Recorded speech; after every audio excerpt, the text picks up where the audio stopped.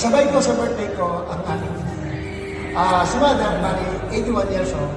Ako naman, 60 years old. Kaya ako ito pinaghandaan, supposed to be, hindi na talaga ako mag-ahanda. With the permission of my mother, gusto ni Mother, 60 na araw ako, maganda ako kahit ito. O, sige, ako, go na ako dyan. Hindi naman mahalaga sa akin kung magkano yung gano'n. Ang mahalaga kasi, kung paano mo idadaos yung birthday mo. With your mother.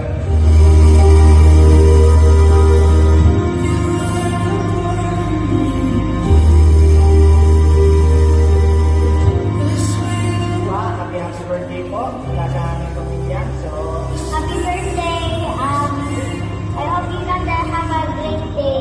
Happy birthday, Papa. Happy birthday, Naka! Papa's birthday. Yeah, I came back from Austria for his 60th birthday. Hopefully, we have a nice celebration.